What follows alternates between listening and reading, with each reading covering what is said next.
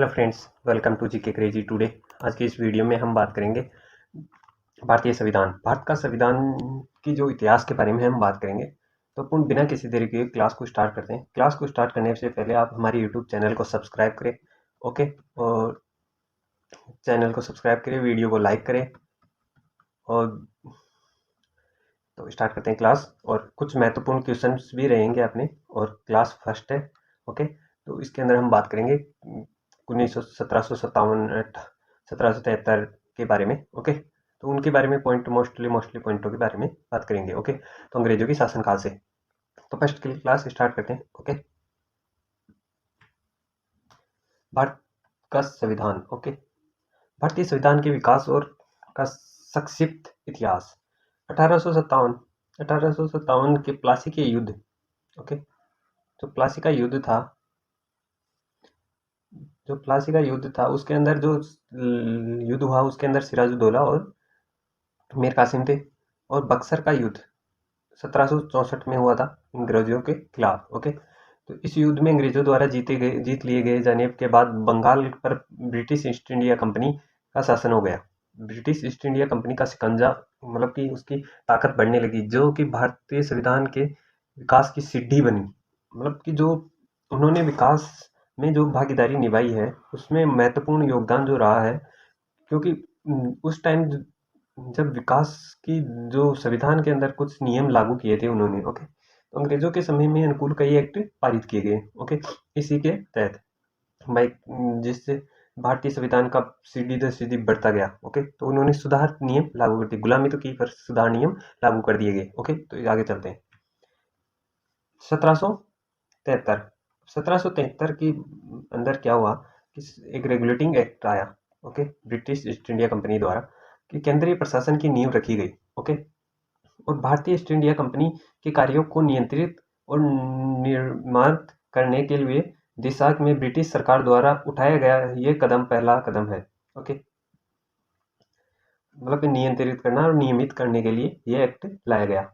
और केंद्र सरकार प्रशासन की नींव रखी गई, केंद्रीय प्रशासन की नींव रखी गई। और इसके अंदर क्या हुआ कि अधिनियम के द्वारा बंगाल के गवर्नर को बंगाल का गवर्नर जनरल पद के नाम से बदल दिया गया, और मुंबई और मद्रास के गवर्नर को अधीन किया गया। इस एक्ट के तहत बंगाल के प्रथम वाइस जनरल जो रहे, ओके, कौन रहे? हेस्टिंग्स लॉर्ड वॉरेन हेस्टिंग्स रहे, ओके। तो इसके तहत जो रहे ना, उनको यही एक वॉर होस्टिंग्स रहे। प्रथम governor general Lord Warren war hosting थे, ओके। अधिनियम के अनुसार कलकत्ता में 1764 में एक उच्च न्यायालय की स्थापना की गई। कब की गई? 1764 में, 74 में, सॉरी, 1774 में उच्च न्यायालय कलकत्ता, सॉरी, में एक उच्च न्यायालय, ओके। प्रथम उच्च न्यायालय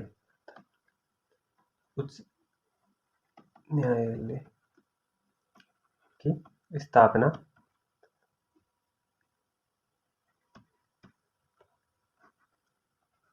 की गया, ओके। अंग्रेजों द्वारा प्रथम स्थापना की गई, ओके। और इसके प्रथम जो मुख्य न्यायाधीश रहे वो कौन थे? प्रथम मुख्य न्यायाधीश कौन थे? तो उसका नाम था सर एलिजा इप, सर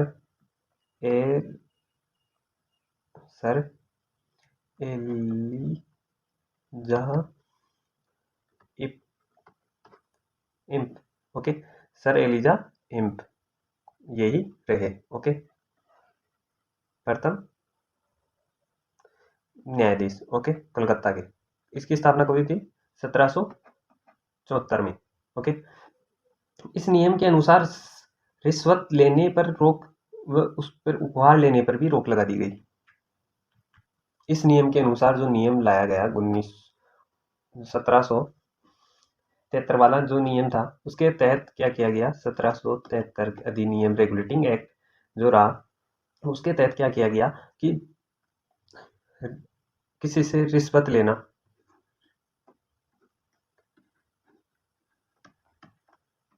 लेने पर रोक। ओके, और उपहार मतलब गिफ्ट लेने पर भी रोक। ओके, तो अंग्रेजों ने ये नियम लागू कर दिया गया और इस रेगुलेटिंग एक्ट के तहत एक क्या बनाया गया था, उच्च न्यायालय। ओके, कलकत्ता उच्च न्यायालय कब स्थापना कब हुई थी, प्रथम उच्च न्यायालय की 1774 में। ओके, कलकत्ता में हुई थी। और यहाँ के प्रथम जो मुख्य न्यायाधीश कौन थे, सर, जो प्रथम मुख्य न्यायाधीश है सर एलिजाह इप, सर एलिजाह इप। ओके, ये थे। अब आगे चलते हैं नेक्स्ट। एक्ट ऑफ सेटलमेंट, जो सेटलमेंट जो एक्ट आया जो 1881 में 1781 में कौन सा आया, एक्ट ऑफ सेटलमेंट।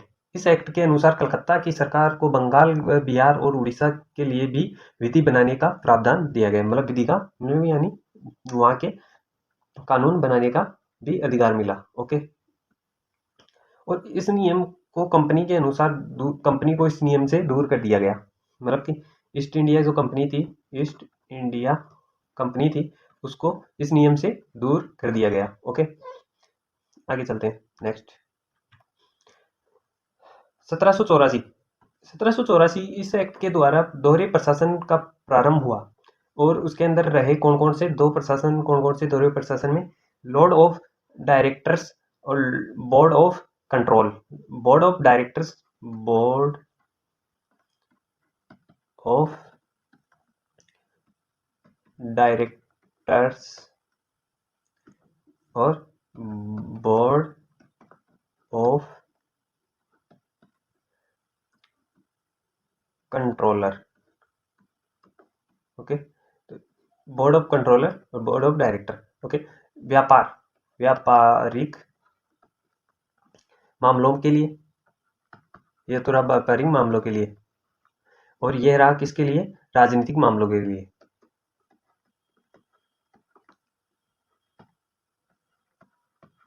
ओके, राजनीतिक मामलों के लिए रहा ये। ओके, तो बोर्ड ऑफ कंट्रोलर्स किसके लिए रहा, बोर्ड ऑफ कंट्रोलर्स राजनीतिक के लिए रहा, और बोर्ड ऑफ डायरेक्टर्स किसके लिए रहा, ये डायरेक्टर्स किसके लिए, व्यापारिक मामलों के लिए। तो इसको तो कंपनी के द्वारा हैंडल किया गया, पर इससे कंपनी से दूर रखा गया, ईस्ट इंडिया कंपनी के से दूर रखा गया। ओके, अब आगे चलते हैं। 1793 में चार्टर अधिनियम। ओके, 1793 में अधिनियम आया, कौन सा, चार्टर अधिनियम। ओके, इस अधिनियम के द्वारा नियंत्रित बोर्ड के सदस्यों और कर्मचारियों को वेतन भारतीय राजस्व से देने की घोषणा कर दी गई। ओके, तो इस अधिनियम से क्या हुआ कि जैसे भारत का जो खजाना था, भारतीय सरकार जो कि एक बना रखी थी गवर्नमेंट, उससे मतलब कि दिल्ली में जैसे राजा था। ओके, तो दिल्ली से जो खजाना लेके वहाँ का खजाना किसको दिया जाए, भारत में जो प्रशासन सेवा में वर्क कर रहे हैं जो कर्मचारी, ओके, जो कर्मचारी वर्क कर रहे हैं उन्हें दिया जाए। तो ये वेतन उनको दिया जाए और काम किसका कर रहे हैं, अंग्रेजों का। ओके, तो ये क्या हुआ, एक विवाद पूर्ण हो गया। ओके, तो इसलिए भारतीय गवर्नमेंट ने, इसके लोगों ने विरोध किया, पर कोई सुनवाई नहीं हुई, क्योंकि न्यायालय में भी कौन था, अंग्रेज अधिकारी थे, इसलिए वहाँ न्यायालय की सुनवाई नहीं हुई। ओके, आगे चलते हैं नेक्स्ट। इस 1813 के चार्टर अधिनियम, 1813 का चार्टर अधिनियम, इस अधिनियम के द्वारा कंपनी की अधिकारिक पात्र को 20 वर्ष के लिए बढ़ा दिया गया और भारत में व्यापार करने से एक अधिकार छीन लिया गया। मतलब कि 20 वर्ष के लिए कंपनी को तो व्यापार करने के लिए वर्ष के लिए बढ़ा दिया गया। ओके, पर इसका एक भारत में जो व्यापार करने का अधिकार था वो छीन लिया गया। ओके, यानी कि भारत में तो छीन लिया गया, किससे, ईस्ट इंडिया कंपनी से। ओके, और इसको चीन भेज दिया गया, चीन से व्यापार करने के लिए, चीन से व्यापार, और भारत में चाय का व्यापार करने के लिए चीन से ये ईस्ट इंडिया कंपनी को सौंप दिया गया। ओके, और भारत में इस अधिनियम के द्वारा भारत में पादरियों को आने की आज्ञा नहीं थी। ओके, भारत में पादरी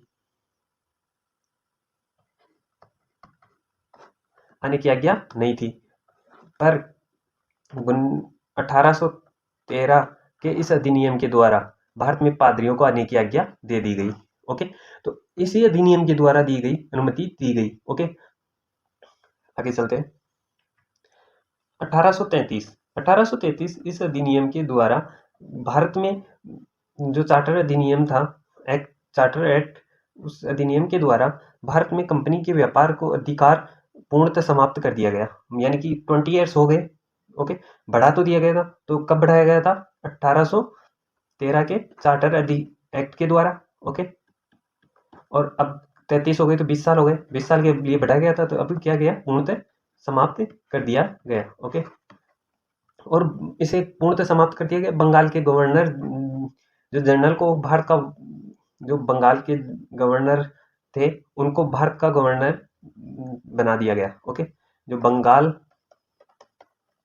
के गवर्नर जनरल थे उन्हें भारत का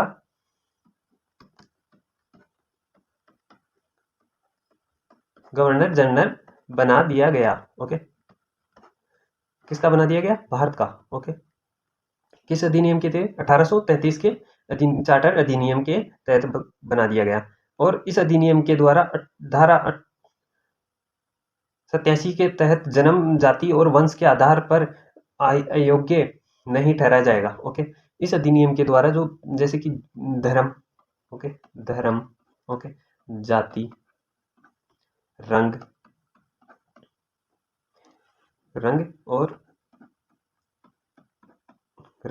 और उसके जन्म, यानी कहाँ जन्म लिया है, जन्म, और उसके वंश, जो वंश है उनका, उसके आधार पे भी उसे अयोग्य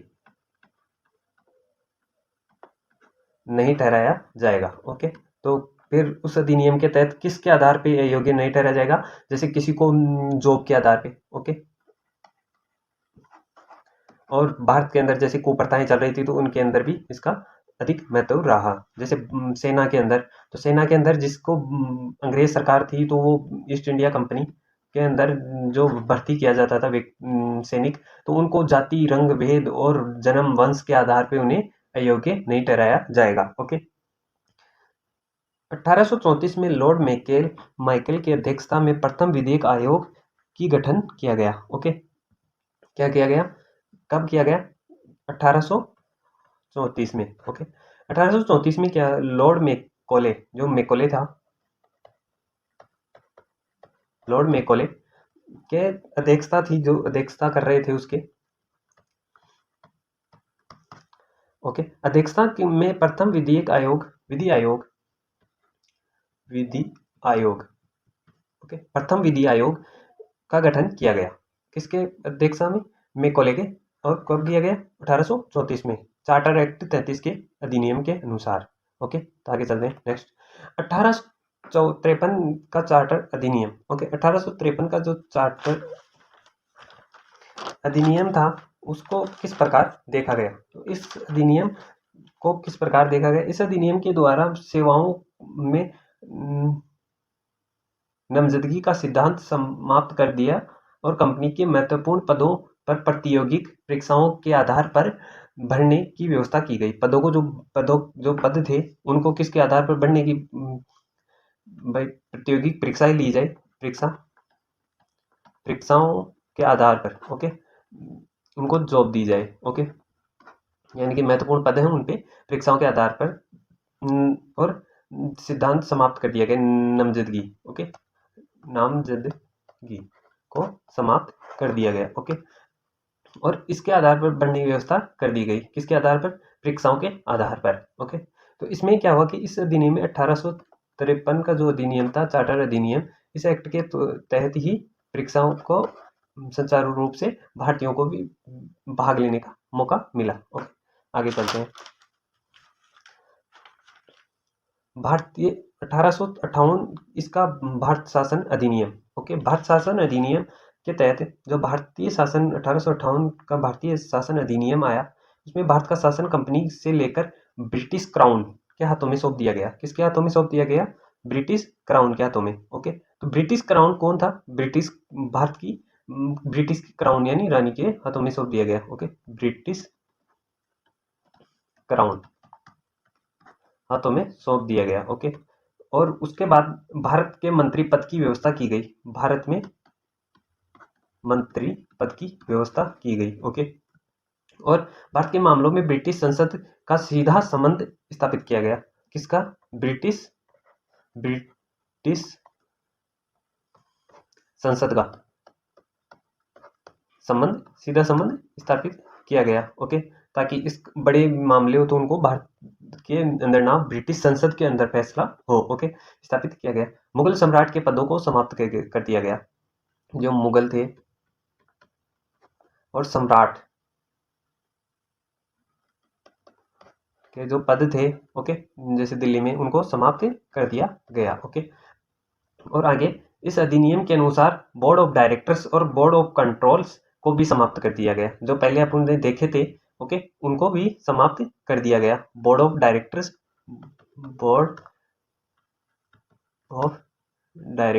और बोर्ड ऑफ कंट्रोल्स को भी समाप्त कर दिया गया इस अधिनियम, किस अधिनियम के? 1858 के अधिनियम के तहत। और भारत में गवर्नर जनरल का नाम बदलकर वायसराय कर दिया गया। अब भारत में जो गवर्नर जनरल था उसका नाम बदलकर भारत का वायसराय कर दिया गया। जो गवर्नर था जनरल था उसको समाप्त कर दिया गया, उसे तो बदल दिया गया, और उसकी जगह क्या रख दिया? वायसराय। ओके, वायसराय कर दिया गया। और प्रथम वायसराय कौन थे? प्रथम वायसराय लॉर्ड कैनी थे। Lord Canning. Okay, Lord Canning प्रथम वायसराय रहे। ओके, भारत के प्रथम वायसराय कौन रहे? Lord Canning. ओके, और भारत के गवर्नर जनरल का जो पद था उसे समाप्त कर दिया गया। ओके, और इससे बदलकर क्या कर दिया है? वायसराय। और अंतिम गवर्नर जनरल कौन रहे? Lord Canning. ओके, उसे उसका पद का नाम चेंज किया है, और व्यक्ति वही है और सब कुछ वही है। और भारतीय सचिव, राज्य सचिव जो थे उनका भी पद बनाया गया। ओके, अब आगे चलते हैं नेक्स्ट। 1861 भारतीय परिषद अधिनियम। भारतीय परिषद अधिनियम के तहत जो रहा उसके अंदर क्या है कि भारत की विभागीय प्रणालियों को प्रारूप हुआ। ओके, और इस एक्ट के द्वारा कानून बनाने की प्रक्रिया भारत के प्रतिनिधियों को भी शामिल कर लिया गया। जो भारतीय कानून प्रतिनिधि जो प्रक्रिया थी उसके अंदर भारतीयों को भी शामिल किया गया। ओके, किसको? इसके अंदर किसको शामिल किया गया? भारतीयों को।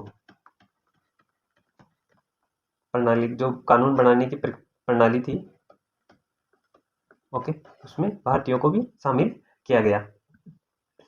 ओके, क्योंकि इसका अधिक विरोध हो रहा था और विभागीय प्रणाली थी उसका प्रारंभ हुआ। ओके, जो विभाग में जो प्रणाली थी उसका भी प्रारंभ हुआ। ओके, आगे चलते हैं। 1873 का अधिनियम। 1873 के अधिनियम के अनुसार इसके अंदर क्या रहा कि इसका अधिक विरोध होने के कारण इसके अंदर सुधार के लिए इस एक्ट के द्वारा 1 जनवरी 1884 को ईस्ट इंडिया कंपनी को औपचारिक रूप से भंग कर दिया गया। भंग यानी समाप्त कर दिया गया। कब?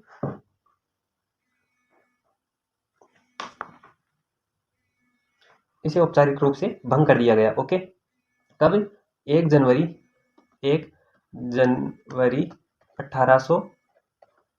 1884 इसको, ओके, औपचारिक रूप से भंग कर दिया गया, और ईस्ट इंडिया कंपनी को औपचारिक रूप से भंग कर दिया गया। तो इसी से समाप्ति भी हो गई। ओके, इस अधिनियम के अंदर पारित कर दिया गया था। ओके, आगे चलते हैं नेक्स्ट। शाही उपाधियों अधिनियम 1876। ओके, 1876 में गवर्नर जनरल की केंद्रीय कार्यपालिका के 6 सदस्यों की नियुक्ति कर दिया गया। ओके, नियुक्त कर दिया गया 6 सदस्यों को। ओके, और कितने सदस्यों को? 6 सदस्यों को नियुक्त कर दिया गया। ओके, और लोक निर्माण विभाग का कार्य सौंप दिया गया। ओके, 6 सदस्यों को तो मतलब नियुक्त किया गया। ओके, और उनको लोक विभाग लोक विवाहन कार्य सौंपा गया। ओके, 28 अप्रैल 1876 को 1876 को घोषणा कर दी गई, किसके द्वारा? महारानी विक्टोरिया के द्वारा। और क्या क्या घोषणा की गई कि विक्टोरिया को भारत का सम्राज्ञी घोषित किया गया। क्या किया गया? 1876 को 28 अप्रैल 1876 को महारानी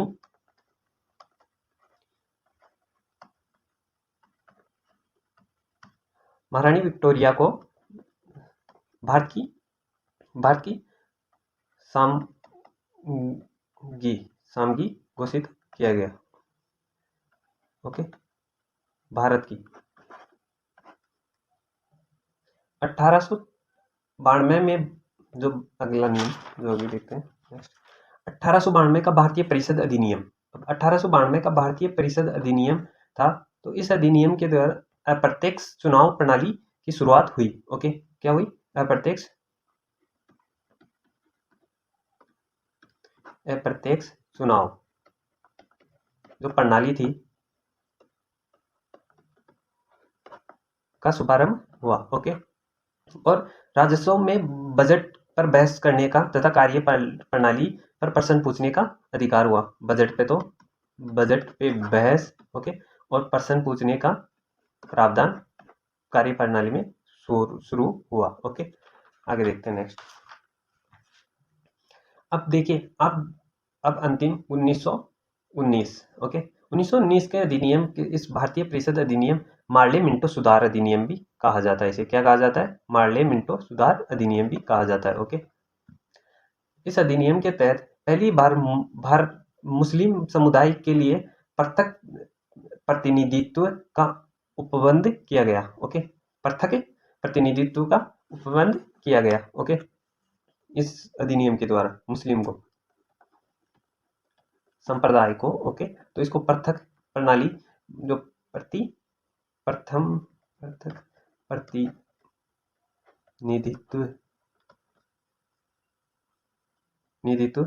का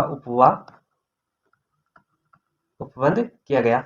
ओके, और मुस्लिम थे उनको मुस्लिमों के द्वारा वोट दिए गए। ओके, वोट दिए गए मुस्लिमों के द्वारा मुस्लिमों को ही वोट दिए गए। तो भारत, और नेक्स्ट रहा दूसरा जो रहा, उसमें भारतीयों को भारत सचिव एवं गवर्नर जनरल की कार्य प्रणाली परिषदों में नियुक्त की गई। ओके, भारतीयों की जो भारत सचिव थे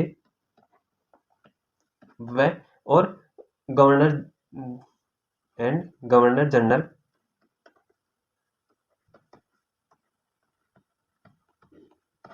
जनरल की कार्यकारिणी परिषदों की नियुक्ति की गई। ओके, इन दोनों की भी नियुक्ति की, इनको भी नियुक्त किया गया। ओके, आगे देखते हैं। राजेंद्र प्रसाद सिन्हा वायसराय की कार्यपालिका परिषद के प्रथम भारतीय सदस्य बने। कौन बने? राजेंद्र प्रसाद सिन्हा।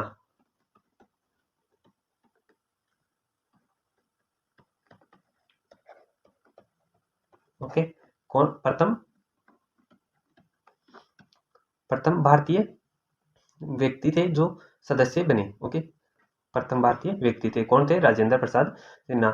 वायसराय की कार्यपालिका परिषद के प्रथम सदस्य बने। ओके, और आगे देखिए, एक नोट आप देख लीजिए आपके हिसाब से। ओके, तो इसके अंदर क्या है कि लॉर्ड मार्ले मिंटो, जो लॉर्ड मार्ले ईस्ट इंडिया कंपनी भारत के राज्य सचिव थे। जो लॉर्ड मार्ले थे वो इंग्लैंड के भारत के सचिव थे। ओके, भारत के राज्य सचिव इंग्लैंड में, किसमें? इंग्लैंड की तरफ से। ओके, भारत में थे। और लॉर्ड मिंटो थे जो क्या थे भारत में? वो थे भारत के वायसराय।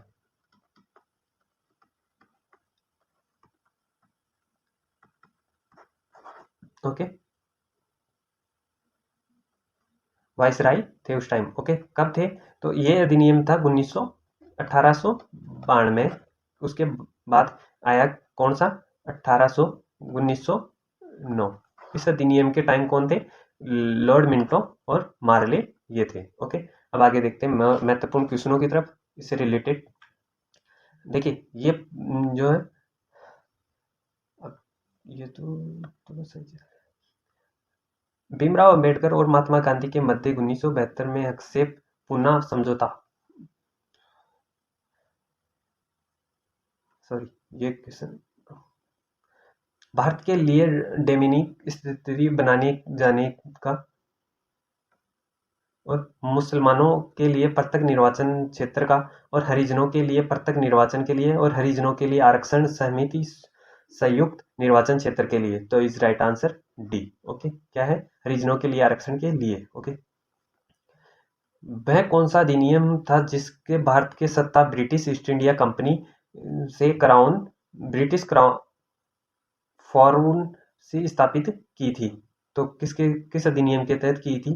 तो 18 भारत सरकार अधिनियम 1833, भारत सरकार अधिनियम 1835, भारत सरकार अधिनियम 1847, भारत सरकार अधिनियम 1858। तो इज राइट आंसर भारत सरकार अधिनियम 1858 के तहत की थी। ओके, भारत सरकार अधिनियम 1818 के 58 के तहत की गई थी। नेक्स्ट, इसके अंदर है कि थर्ड क्वेश्चन, निम्नलिखित में से किस अधिनियम द्वारा भारतीय गवर्नर जनरल को अध्यादेश जारी करने की शक्ति प्रदान थी? तो किस अधिनियम के तहत थी? चार्टर एक्ट 1833, भारतीय परिषद अधिनियम 1861, भारतीय परिषद अधिनियम 1892, भारतीय परिषद अधिनियम 1909। तो इज राइट आंसर भारतीय परिषद अधिनियम 1861। ओके, यदि सिद्धांतक किसी स्वतंत्र भारत के लिए एक नए संविधान को तैयार करना मुख्यतः यदि खुद भारतीय जिम्मेदार होनी चाहिए, क्योंकि उसके लिए कौन होना चाहिए? भारतीय जिम्मेदार होगी। अगर यदि कोई पहली बार निम्नलिखित में से किसी एक को स्वीकार किया गया, तो किसको किया? भारतीय अधिनियम 1935 को, लियोंगो का संप्रस्ताव, क्रिस्प्स प्रस्ताव, कैबिनेट मिशन। तो इस राइट आंसर कौन सा रहा? लिनियोंगो का अगस्त प्रस्ताव। ओके, लिनियोंगो को अगस्त प्रस्ताव कब आया था? एनडीए 2020 में आया ये क्वेश्चन। रेगुलेटिंग एक्ट पारित किया गया, कब किया गया पारित? तो रेगुलेटिंग एक्ट का पारित किया 1873 में, 1871 में, 1885 में, 1893। तो इज राइट आंसर 1873 में पारित किया गया। भारत के गवर्नर जनरल जो थे को किस एक्ट के द्वारा अपनी सीमित निर्णय को स्वीकार करने का अधिकार मिला? तो किसको मिला? किस अधिनियम के तहत मिला? 1773 रेगुलेटिंग एक्ट, 1784 पिट एक्ट, इंडिया एक्ट, और 1886 का एमेंडमेंट एक्ट, और 1813 का चार्टर एक्ट। तो is right answer amendment act 1886 का। महारानी विक्टोरिया को भारत की साम्राज्ञी नियुक्त किया गया, कब किया गया? तो इज राइट आंसर कब किया गया था? 1876 में। कब किया गया था? 1876 में। साम्राज्ञी विक्टोरिया ने 1858 की घोषणा में भारतीयों को बहुत सी चीजें दिया जाने की आश्वासन दिया। निम्न में से आश्वासनों में से कौन सा ब्रिटिश शासन पूर्ण किया, मतलब ब्रिटिश सरकार ने पूर्ण किया? तो इस राइट आंसर कौन सा होगा? रियासतों को हड़पने की नीति समाप्त कर दी गई, देशी रियासतों की यथा स्थिति बनाए रखने की होगी, और भारतीय व यूरोपियन सभी प्रजा को समान व्यवहार किया जाएगा, और भारतीय के सामाजिक और धार्मिक विश्वासों पर कोई आक्षेप नहीं किया जाएगा। तो इनमें से कौन सा रहा? B is right answer. भारतीय रजवाड़ों की यथा स्थिति बनाए रखनी, मतलब की वैसी वैसी स्थिति बनाए रखी जाएगी। अगला नेक्स्ट क्वेश्चन है, मिंटो मार्ले सुधार अधिनियम क्या था? तो ये क्या था? पृथक निर्वाचन प्रणाली थी, भारत की भागीदारी बढ़ाना था, युद्ध में सहयोग हेतु तैयार करना और पूर्णतः स्वतंत्रता देना। तो इज राइट आंसर पृथक निर्वाचन प्रणाली थी। ओके, मार्ले मिंटो सुधार बिल किस वर्ष को पारित किया गया? तो किस वर्ष को पारित किया गया? तो मार्ले मिंटो सुधार अधिनियम 1905 को पारित किया गया, 1909 को पारित किया गया, 1911 को पारित किया गया, 1920 को पारित किया गया। तो इज राइट आंसर 1909 को पारित किया गया। मुसलमानों के लिए अतिरिक्त निर्वाचन मंडल प्रारूप किसके द्वारा तैयार किया गया था? क्रिप्स मिशन 1942, मिंटो मार्ले सुधार 1919, मानगेट्यू चम्सफोर्ड सुधार 1919 और भारत सरकार अधिनियम 1935। तो इस राइट आंसर क्या होगा? मार्ले मिंटो सुधार अधिनियम 1909। 1909 के इंडियन कौंसलिंग एक्ट के किस बात की व्यवस्था की गई? किस बात की व्यवस्था की गई? द्वैध शासन की व्यवस्था की गई, सांप्रदायिक प्रतिनिधित्व की व्यवस्था की गई, या संघीय व्यवस्था की गई, या प्रांतीय व्यवस्था की गई? तो किसकी व्यवस्था की गई? सांप्रदायिक प्रतिनिधित्व की व्यवस्था की गई। ओके, नेक्स्ट क्वेश्चन देखते हैं। 2 क्वेश्चन और है। मॉन्गेट्यू चेम्सफोर्ड सुधार में प्रावधान का सार था, मतलब उसका प्रावधान था, उसका सार क्या था? तो उसका सार था राज्यों की स्वायत्तता, प्रांतों में दोहरा शासन, या हिंदू मुस्लिम हेतु अलग अलग निर्वाचन व्यवस्था, या राज्यपालों की वीटो शक्तियां। तो इस राइट आंसर क्या होगा? प्रांतों में दोहरा शासन। ओके, 1946 को कैबिनेट मिशन 3 मंत्रियों से गठित था और निम्न में से कौन कौन से सदस्य नहीं थे? तो Lord Francis Lawrence, AV Alexander, sir Stephen Cripps, या लॉर्ड एमरी। तो इस राइट आंसर क्या होगा? Lord Amery. Okay, Lord Amery इसमें सदस्य नहीं थे। Thank you for watching. आज का वीडियो यहीं समाप्त होता है। तब तक के लिए नमस्कार, सत श्री अकाल, राम राम, राधे राधे। ओके, तो लाइक करो, शेयर करो, कमेंट्स करो और सब्सक्राइब करो। सब्सक्राइब करना ना भूलिए। ओके, तब तक हम मिलेंगे फिर नेक्स्ट वीडियो में। तब तक के लिए नमस्कार। Okay, bye.